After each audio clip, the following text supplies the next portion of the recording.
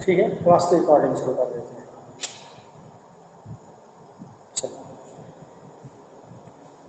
सबसे पहला देखते हैं pH in our digestive system. PH in our digestive system.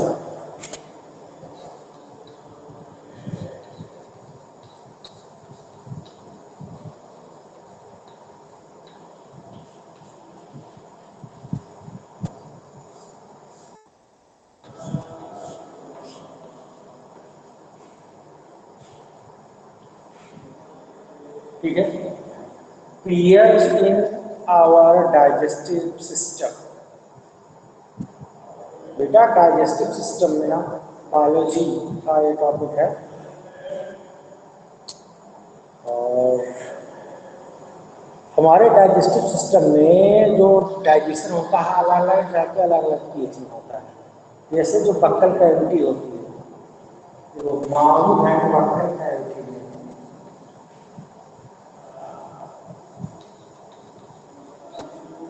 Mouth and buccal cavity जो होती है, यहाँ पीएच 6.8 के आसपास होता है। यानी हमारा जो सलाइवा होता है उसका पीएच 6.8 के आसपास होता है। लेकिन स्टमक में जब HCl का सिक्रीशन होता है तो पीएच अप्रॉक्सीमेटली 2 हो जाता है, पीएच 2 के आसपास पहुंच जाता है। जब स्टमक में HCl का सिक्रीशन होता है ऑक्जेंटिक सेल्स के द्वारा, HCl का सिक्रीशन होता है स्टमक में ऑक्जेंटिक सेल्स के द्वारा, तब पीएच 2 के आसपास होता है। लेकिन जैसे फूड डिओडिनम में आता है, जैसे ही फूड स्टमक के बाद डिओडिनम में आता है तो बाइल जूस आके मिल जाता है और बाइल जूस के मिलने के बाद फिर पीएच एल्कलाइन हो जाता है, मोर देन 7 हो जाता है। ठीक है, तो हमारा डाइजेस्टिव सिस्टम का पीएच बहुत ही मतलब मेन रोल है पीएच का। सलाइवा का 6.8 होता है, ये 2 के आसपास होता है। डिओडिनम में जैसे गया पीएच, स्मॉल डिओडिनम में जैसे गया और स्मॉल इंटेस्टाइन के जूस, पैनक्रियाज के जूस, स्मॉल इंटेस्टाइन के जूस, ये बेसिक मीडियम में काम करते हैं। इसलिए जब हमारे लीवर में प्रॉब्लम होती है तो बाइल जूस अच्छे से हमारे फूड में नहीं मिल पाता, और जब बाइल जूस अच्छे से फूड में नहीं मिल पाता, बाइल जूस का काम क्या होता है बेटा? बाइल जूस का पहला काम होता है हमारे काइन, जो भोजन चबाते हैं रोटी बनाते हैं उसको काइन बोलते हैं। हमारे काइन को, हमारा जो काइन है उस काइन को क्या करना,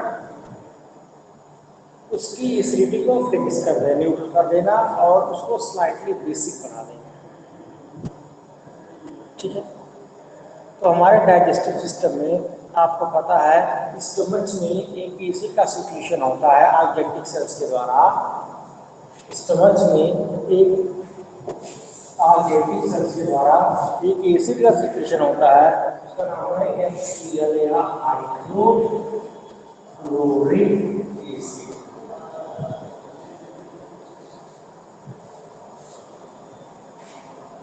हमारे स्टमच में HCl गैस का सिक्रेशन होता है। क्या होता है? HCl गैस का, सॉरी गैस क्या तो लिक्विड हो जाता है, डाइल्यूट सॉल्यूशन होता है, HCl का सिक्रेशन होता है। HCl जानते हो क्या करता है? HCl की वजह से ही स्टमच में जो एंजाइम है, गैस्ट्रिक जूस जो होता है, वो फूड को डाइजेस्ट कर पाता है। HCl की वजह से ही, बहुत ज़्यादा डीप नहीं जाऊँगा, बायोलॉजी का टॉपिक है, बहुत ज़्यादा डीप चला जाऊँगा तो मेरा टॉपिक छूट जाएगा। ठीक है, बहुत ज़्यादा डीप में चला जाऊँगा तो मेरा टॉपिक छूट जाएगा, इसलिए आते हैं। HCl का ज़्यादा योगदान होता है, उसका योगदान क्या होता है डाइजेशन में, उसके मतलब उसका रोल क्या है? पहला तो क्या करता है, ये एंटीबायोटिक की तरह काम करता है, फूड के साथ आए हुए जर्म्स को मार देता है,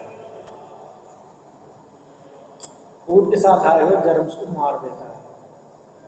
दूसरा काम क्या करता है, ये स्टमच के इनएक्टिव प्रोएंजाइमों को एक्टिव एंजाइम होता है। स्टमच के इनएक्टिव प्रोएंजाइमों की निष्क्रिय होते हैं। जैसे पेप्सिन क्या होता है, पेप्सिन यूरिन के रूप में होता है, उसको एसिड क्या करता है, पेप्सिन में कन्वर्ट कर देता है।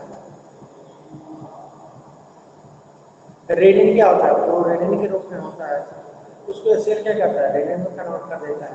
तो पहला काम क्या करता है ये, फर्स्ट ऑफ ऑल तो ये क्या करता है, एंटीबायोटिक की तरह काम करता है, या जर्म को बायोटिक नहीं बल्कि सारे जर्म्स को मार देता है। इसका काम है जर्म्स को मारना। दूसरा काम क्या करता है, ये गैस्ट्रिक जूस को इनएक्टिव प्रोएंजाइम को एक्टिव करवाता है।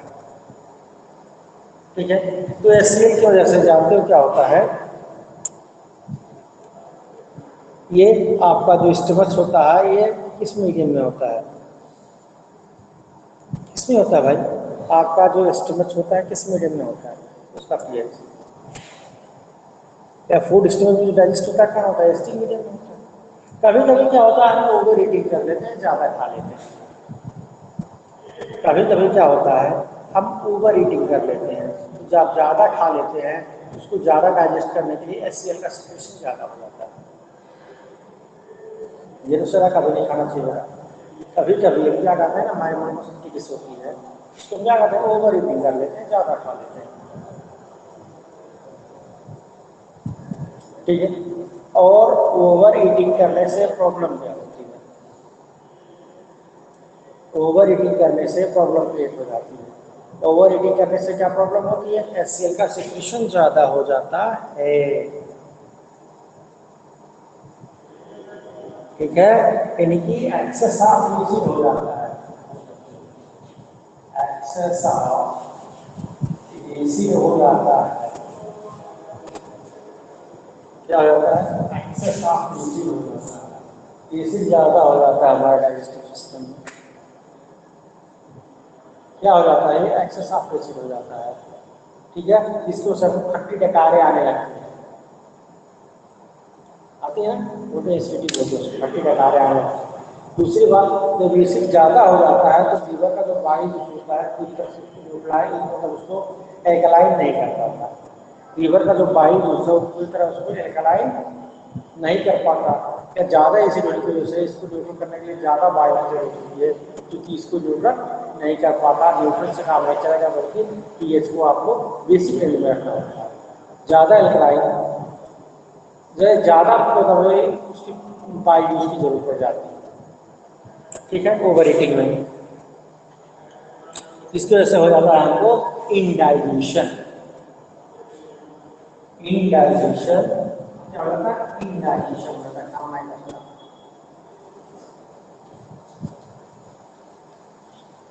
Due to excess of acid. Acid कब ज़्यादा होता है बेटा, जब हम कुछ ज़्यादा खा लेते हैं। इसकी वजह से क्या होता है, हमारे पेट में दर्द होने लगता है, हमको गैस करने लगती है। इसकी वजह से क्या होता है ना, हमारे पेट में दर्द होने लगता है, पेन होने लगता है, तो गैस बनने लगती है, और बहुत सारे सेवरल प्रॉब्लम्स होते हैं जिनकी जो हम फेस करते हैं, बहुत सारे सेवरल प्रॉब्लम्स होते हैं जो इसको हम फेस करते हैं। ठीक है, तब इसके लिए क्या करना पड़ेगा, अगर ज़्यादा गैस बन गया तो हम मेडिसिन लेते हैं, क्या लेंगे, उसको लेंगे एसिड को न्यूट्रल करने के लिए क्या लेंगे, बेस लेंगे, इसको बोलते हैं एंटासिड। फिर हमको एंटासिड लेना पड़ता है, एंटी एसिड। फिर हमको क्या यूज करना पड़ता है, एंटा एसिड का यूज करना पड़ता है। और एंटा एसिड का यूज करना पड़ता है बेटा न्यूट्रलाइज करने के लिए। किसको न्यूट्रलाइज करने के लिए, एंटासिड की जरूरत पड़ेगी हमको ना, एंटासिड की जरूरत पड़ती है न्यूट्रलाइज करने के लिए। किसको न्यूट्रलाइज करने के लिए, एसिड को न्यूट्रलाइज करने के लिए, ज़्यादा हो गया है।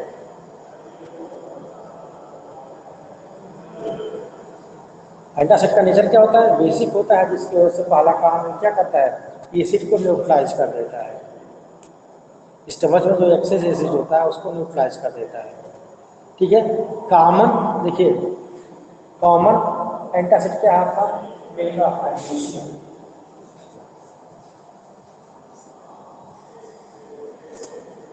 कॉमन एंटासिड क्या है, मिल्क ऑफ मैग्नीशिया।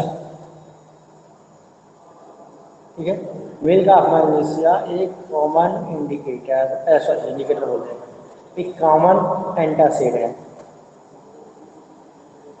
और दूसरा क्या होता है, बेकिंग सोडा, कॉमन जनरल। दूसरा होता है बेकिंग सोडा। बेकिंग सोडा ध्यान रखेगा, हम बी के बेसी लेंगे, क्योंकि स्ट्रॉन्ग बस लेंगे तो कैल्शियम नीचे हो जाएगा, तो हमको उल्टा नुकसान पहुंचाएंगे।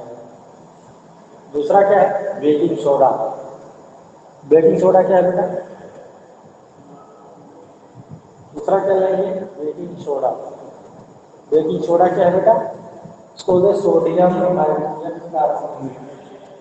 Sodium hydrogen carbonate. Baking soda क्या है, सोडियम हाइड्रोजन कार्बोनेट लेंगे, ठीक है, उसको न्यूट्रलाइज कर लेंगे।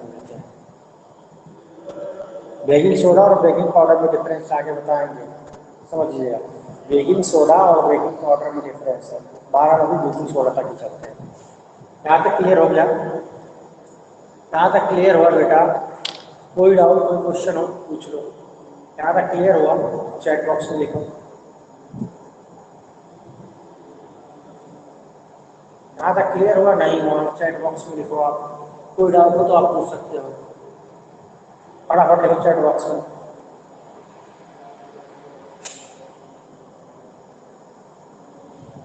किसी को कोई डाउट हो तो बोलो बेटा, अदरवाइज इसको नोट कर लो, मैं इरेज कर दूँ। स्टार्ट हो जा रहा हूँ।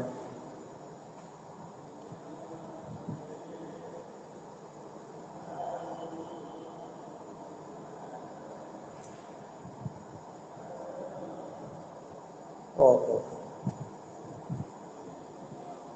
बेटा, इरेज कर दें इसको, इसको इरेज करें।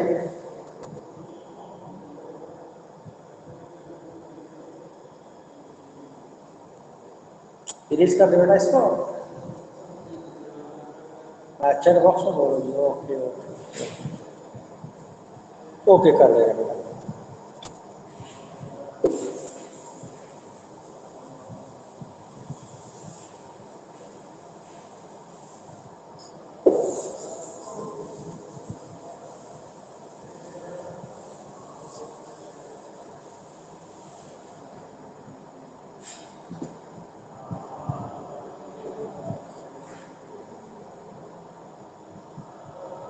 ओके हो गया, चलिए देखते हैं।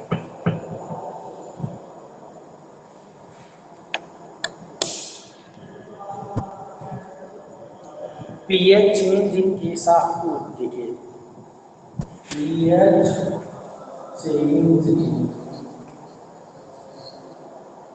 pH change in the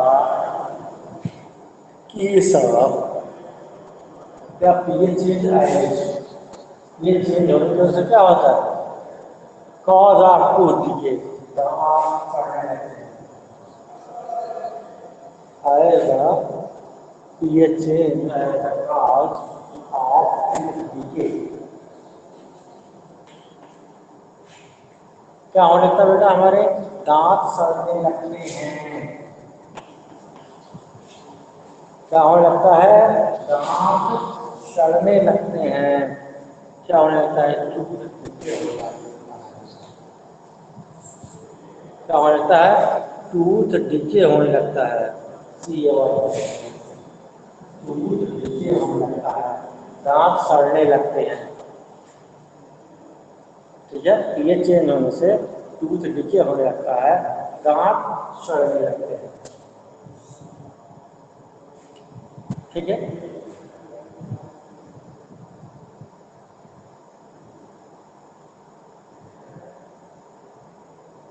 ऐसा क्यों होता है बेटा?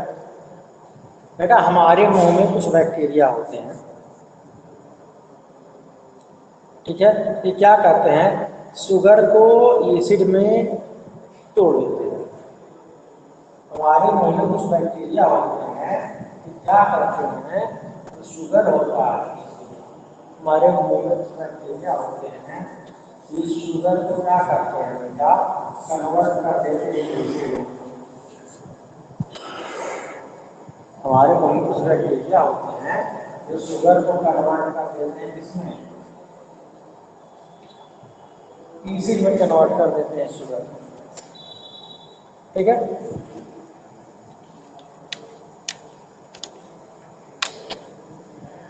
कौन से एसिड में? Just like lactic acid, just like lactic acid, इसमें कन्वर्ट कर देते हैं लैक्टिक एसिड। ठीक है,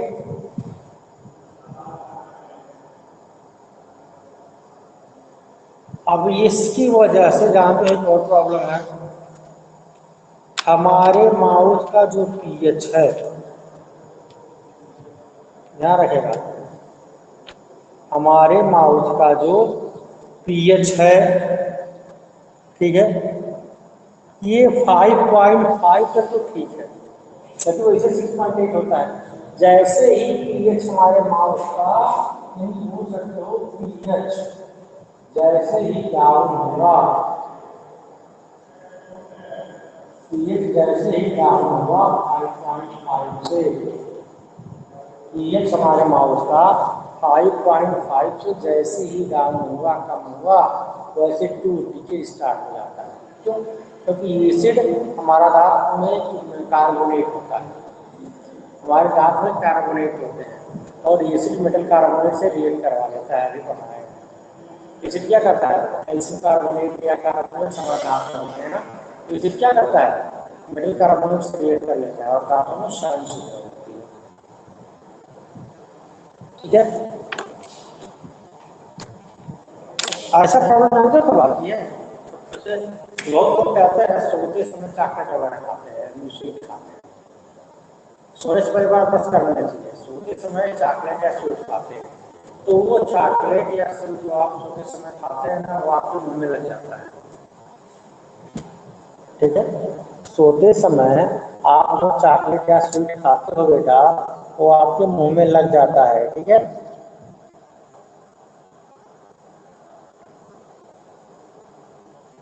जिसकी वजह से सोते समय जो चॉकलेट या स्वीट आप खाते हो, वो आपके मुंह में लग जाता है।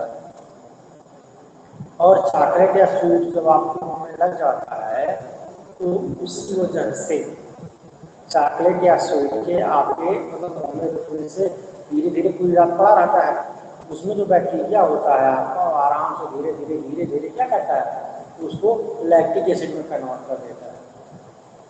जो बैक्टीरिया होता है वो क्या करता है, उसको आराम से धीरे धीरे लैक्टिक एसिड में कन्वर्ट कर देता है। उसको कोई प्रॉब्लम नहीं होती, आराम से लैक्टिक एसिड में कन्वर्ट कर देता है। ठीक है, और जब एसिड बन गया तो फिर एसिड क्या करेगा, रिएक्ट करेगा कार्बन टूथने में, तो क्या करेगा, धीरे धीरे धीरे धीरे उसको सड़ाना शुरू कर देगा, उसका डीके शुरू हो जाएगा। तो इसका सबसे बढ़िया तरीका क्या है भैया, खाओ, खाना खाने के बाद तुरंत आप ब्रश करो। इसको उससे बचने का सबसे बढ़िया तरीका क्या है, आप खाना खाए, खाना खाने के बाद तुरंत आप ब्रश करो। ठीक है, इसी वजह से बहुत सारे टूथपेस्ट होते हैं जो कैविटी प्रोटेक्शन के लिए आते हैं, हल्के से एल्कलाइन होते हैं। बहुत सारे टूथपेस्ट जो कि कैविटी से प्रोटेक्शन के लिए बनाए जाते हैं, बहुत सारे टूथपेस्ट जो कैविटी से प्रोटेक्शन के लिए बनाए जाते हैं, हल्के से एल्कलाइन होते हैं। ठीक है, बहुत सारे टूथपेस्ट जो कैविटी से प्रोटेक्शन के लिए बनाए जाते हैं, क्या होते हैं, हल्के से एल्कलाइन होते हैं। क्या होते हैं, हल्के से एल्कलाइन होते हैं। ऐसे होते हैं, हल्के से एल्कलाइन होते हैं। बहुत सारे टूथपेस्ट जो कैविटी से प्रोटेक्शन के लिए बनाए जाते हैं, वो हल्के से एल्कलाइन होते हैं।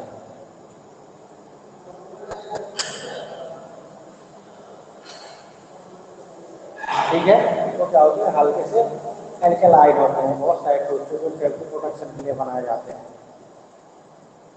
अच्छे तो उसको इसमें थोड़ा सा एल्कलाइन मतलब होता है, जिसकी वजह से आपके दांतों को सड़ने से बचा देते हैं। ठीक है, एक बार इसमें कुछ नोट कर दीजिए, बाकी देखते हैं।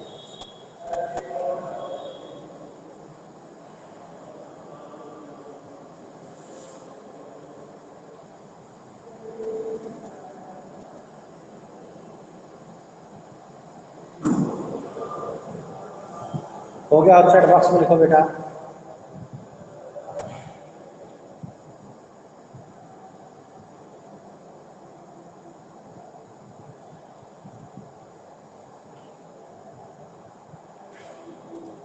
हो गया, आप चैट बॉक्स में लिखो, टाइम क्या हो रहा है। ओके बेटा, हो गया, आप चैट बॉक्स में लिखो। आप इसको इरेज कर दें, इसको इरेज कर दें बेटा।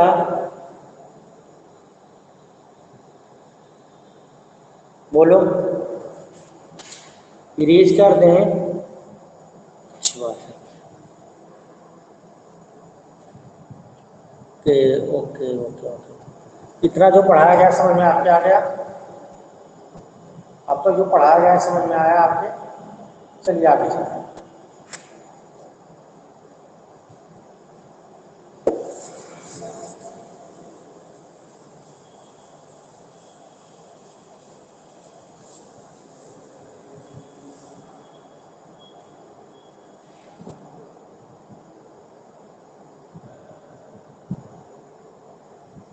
चलिए,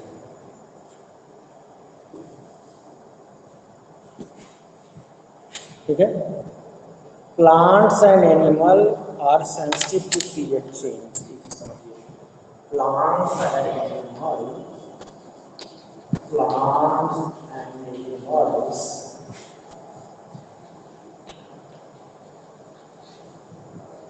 are sensitive. Plant and animals are sensitive.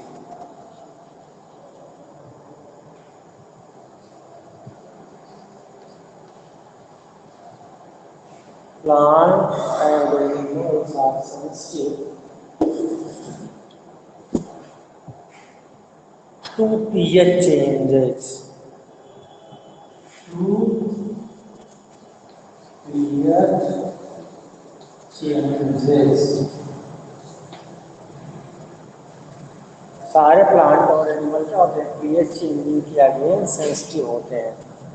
ठीक है, सारे प्लांट और एनिमल पीएच चेंज के अगेंस्ट क्या होते हैं? सेंसिटिव होते हैं।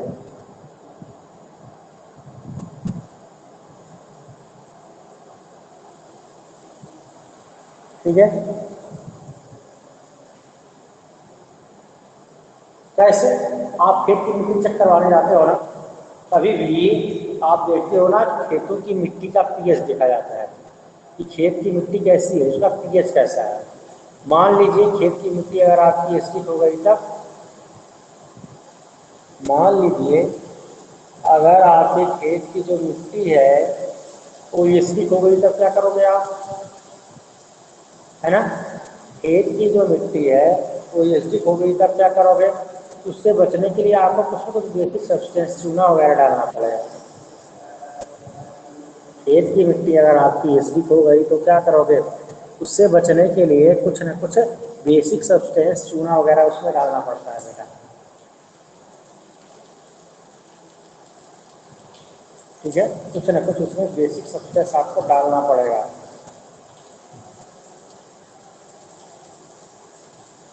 ठीक है, तो ये सारी चीज़ों की चर्चा जो है हम अगले लेक्चर में करेंगे। अब तक जो पढ़ाया गया है समझ में आपको आया है नहीं आया, एक बार चेक करके लिखिए।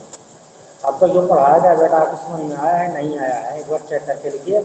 अगर कोई क्वेश्चन हो तो भी आप पूछिए।